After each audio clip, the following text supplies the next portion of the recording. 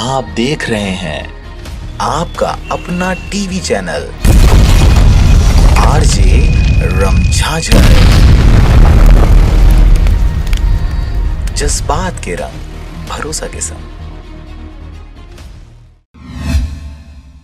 लोरमी जनपद सीओ का कारनामा, बगैर जीपीडीपी के ठेकेदार को एलईडी लाइट के लाखों रुपए के बिल का भुगतान। लगातार विवाद से घिरे मुंगेली जिले के लोरमी जनपद पंचायत मुख्य कार्यपालन अधिकारी प्रीति पवार के ऊपर फिर मनमानी करने का लगा आरोप। बता दें 2018-19 में लोरमी जनपद पंचायत के लगभग 50 से अधिक ग्राम पंचायत में बगैर जीपीडीपी के पंचायत में ठेकेदार के द्वारा 14 एवं 15 वित्त आयोग से एलईडी लाइट कनेक्शन लगाया गया था, जिसके भुगतान कहीं करने के लिए सरपंचों ने मुंगेली जिला पंचायत के सीओ नुपुर राशि पन्ना से मांग की, जहां भुगतान पर रोक लगा दी गई। लोरमी जनपद सीओ ने अपने चहेते ठेकेदार आदित्य सिंह को लाभ पहुंचाने एवं कमीशन के लेन देन से 8 ग्राम पंचायत से लगभग 30 लाख रुपए बगैर जीपीडीपी और अनुशंसा के राशि निकालने के आरोप लगाते हुए शिकायत लोरमी ब्लॉक कांग्रेस अध्यक्ष मेन कुमार भार्गव के नेतृत्व में कांग्रेसियों ने लोरमी अनुविभागीय अधिकारी सहित जिला कलेक्टर को ज्ञापन सौंपे हैं।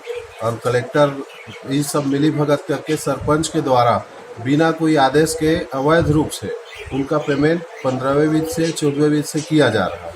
जबकि 14वें वित्त 15वें वित्त में पेयजल कुछ राशि पेयजल स्वच्छता में उपयोग करना है, कुछ में निर्माण कार्य में करना है। और उस पूरे के पूरे पंचायत में जो पैसा आया है 15वें वित्त 14वें वित्त, उसका एलईडी लाइट के लिए सीधा चेक काट के दिए हैं या जो भी भुगतान किए हैं 6 लाख 7 लाख 8 लाख। तो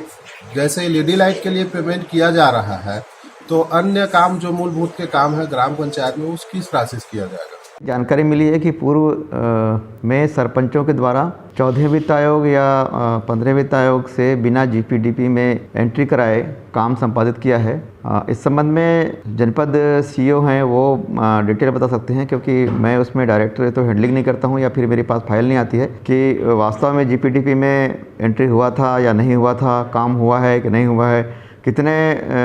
सरपंच को 14वें वित्त आयोग में वित्तीय अधिकार हैं और उसकी एस्टिमेशन हुआ था नहीं हुआ था। ये सारे काम जनपद स्तर से ही संपन्न होते हैं। चूँकि ग्राम पंचायत का मामला है, इतने डिटेल मैं नहीं बता पाऊँगा कि ये